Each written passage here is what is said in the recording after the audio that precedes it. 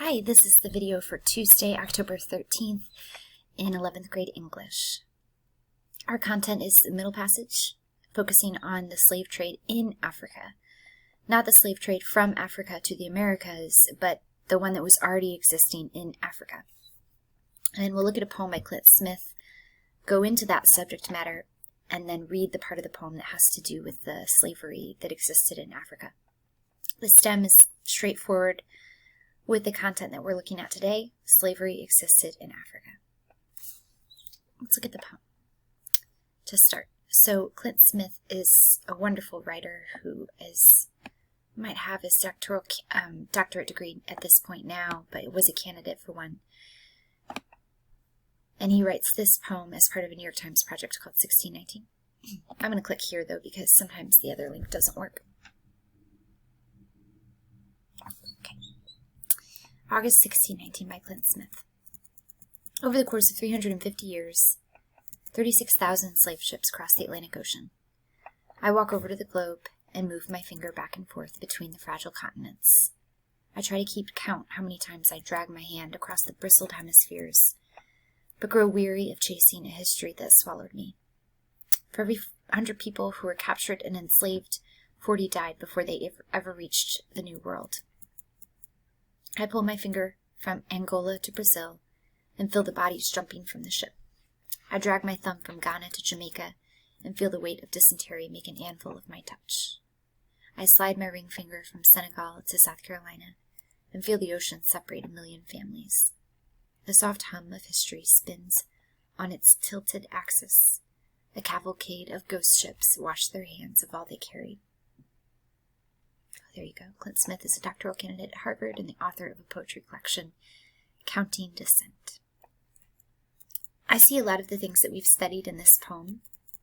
The numbers, 350 years of this transatlantic slave trade, almost 40,000 slave ships going back and forth, back and forth, back and forth.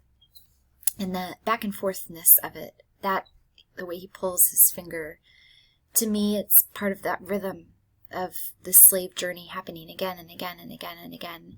And that perhaps is why this has become such an important thing for us to study, was the repetition of it. We're not talking about one event that later could be studied and people could correct their mistakes. It was multiple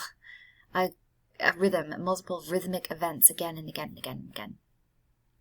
And so we need to look at where that all started, and that's what we're going to do today, at least in parts.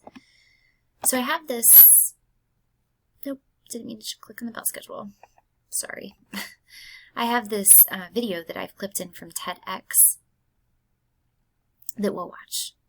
That's right. Okay, so what this video will show us, it's about 5 minutes long, is the way that slavery existed in Africa before the European traders with a D, came to the continent and started this transatlantic slave system. Slavery, the treatment of human beings as property, deprived of personal rights, has occurred in many forms throughout the world. But one institution stands out for both its global scale and its lasting legacy. The Atlantic slave trade, occurring from the late 15th to the mid-19th century and spanning 3 continents, forcibly brought more than 10 million Africans to the Americas. The impact it would leave affected not only these slaves and their descendants, but the economies and histories of large parts of the world. There had been centuries of contact between Europe and Africa via the Mediterranean, but the Atlantic slave trade began in the late 1400s with Portuguese colonies in West Africa and Spanish settlement of the Americas shortly after.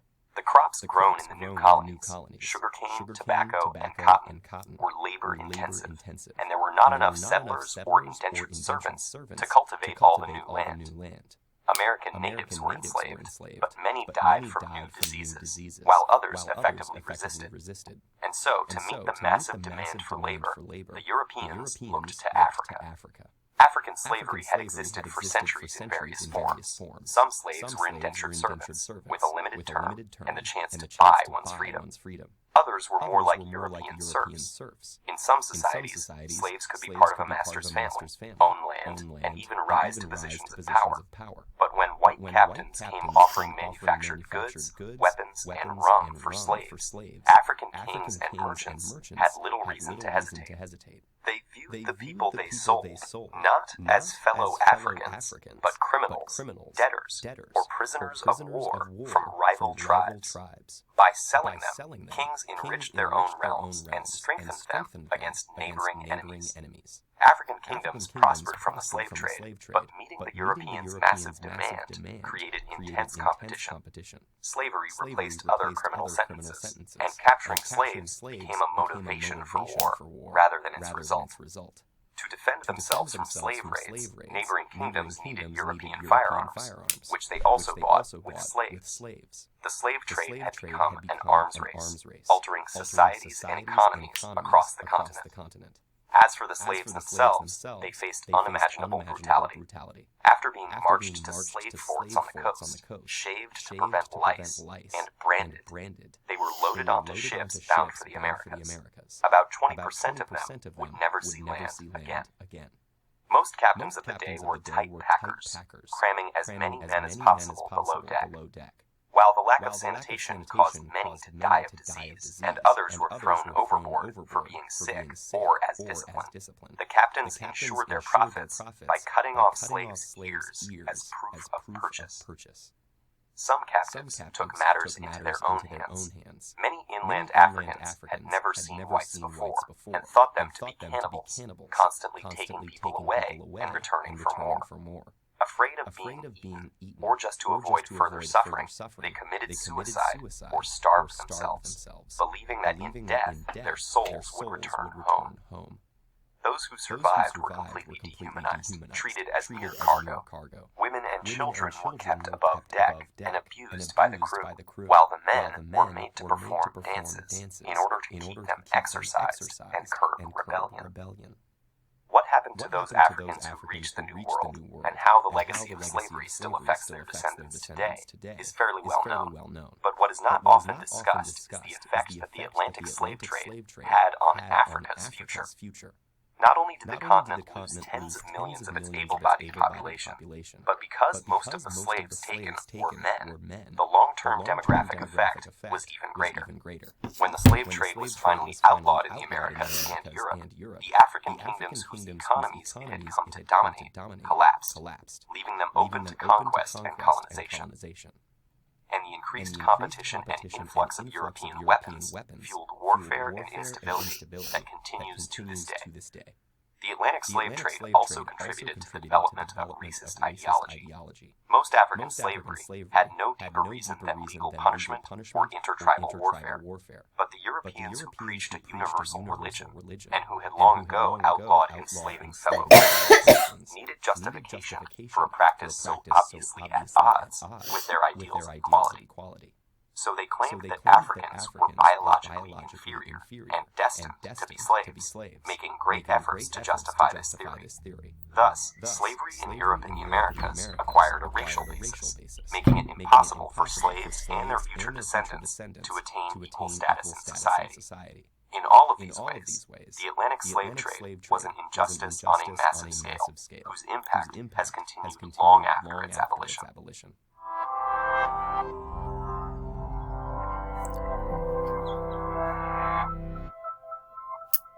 Alright, so the video captures some of the history of slavery beyond what we've known in the Americas as chattel slavery.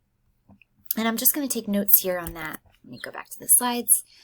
First, who was enslaved? Well, the slavery in Africa, it was the results of war often. So the losing party in a war or raid. It's mostly women who are enslaved in Africa as part of the spoils of war. And it doesn't have anything to do with race. It's the result of tribal tension and war that determines who will be enslaved. Slavery in the Americas, race-based. Anyone who is African. This is new. It never existed in the history of the world before that you would decide somebody had some sort of biological reason to be enslaved. So that is unique to chattel slavery in the Americas. All right, how long were they enslaved? In Africa, if they were enslaved, could be indentured, temporary, sort of like payoff for whatever the tribal warfare had decided that you owed. It did not necessarily mean that you needed to do that your entire life, but for a set amount of time. And then in the Americas, it was for life. There are cases, plenty of them, where slaves were freed, but that was not the system. The system was designed to be a lifetime servitude. And how were they put to work? In Africa, often, I'm going to say as adornments, as a kind of revelation of wealth. So the slaves might be a symbol for that ruler of how they won the latest war. And they'd have this spoils of that around them. And that meant, too, that they didn't necessarily need to do labor to be useful as a symbol of that ruler's wealth. Okay, and then in this column, slavery in the Americas, it was really just hard labor. There was nothing really about domestic work. There was nothing about increasing status with just adornment. It was hard. And so all of that changes the way that slavery takes shape in the Americas. I'll look at this a little bit more closely with you here, and then we'll move past it. So now the poem. All right, so this is the section for today. Aye, lad, and I have seen those factories, Gambia, Rio Pongo, Calabar, have watched the artful Mongos baiting traps of war wherein the victor and the vanquished were caught as prizes for our barracoons, have seen the kings whose vanity and greed turned wild black hides of Fetula, Mandingo, Ibo crew to gold for us. And there was one, King Anthracite we named him, fetish face beneath French parasols of brass and orange velvet, impudent mouth whose cup was carven skulls of enemies. He'd honor us with drum and feast and conjo, and palm oil glistening wenches deft in love, and for tin crowns that shone with paste, red calico and German silver trinkets, would have the drums talk war and send his warriors to burn the sleeping villages and kill the sick and old and lead the young in coffles to our factories. 20 years a trader, 20 years, for there was wealth aplenty to be harvested from those black fields, and I'd be trading still, but for the fevers melting down my bones. So that's this section. And we have our annotations here. We focused on first, well, always what is happening, and this is them encountering the slave trader, encountering an African king, and getting slaves from that African king. And then we read it for some of the place names. So here, Gambia, Rio Pongo, Calabar. These are just all of the cities and places up and down the coast of Africa. And then here, Fetula, Mandingo, Ibo crew. Those are tribes that were being turned to gold. And then you see the proper nouns of French and German. And so what that speaks to me is all about the global trade of this. They were getting all sorts of goods from Europe in Africa to trade to get the slaves. So a huge global network is being used here to get the slaves. And then we looked at it for images. I really focus on this image. Really just is kind of just disgusting to me, but like in a very visceral way. There was one King Anthracite, we named him. So he has this fetish face beneath a French parasol. He's holding a little umbrella. And he has brass and velvet. And he has a mouth, he's holding a skull of his enemy and he's drinking out of it. So this image of real indulgence. This person who is selling all of these people. And as a result of that sale, he can get all of these trinkets and things that he likes. And so the whole thing reeks to me of like capitalism and of capitalism in its worst sense, just like gaining things, material things. And this is the darker side of that. So make your own connections with today's STEM. Slavery existed in Africa. Thanks. A lot of it was more close to the domestic sphere and in keeping with the closeness that they had to their families.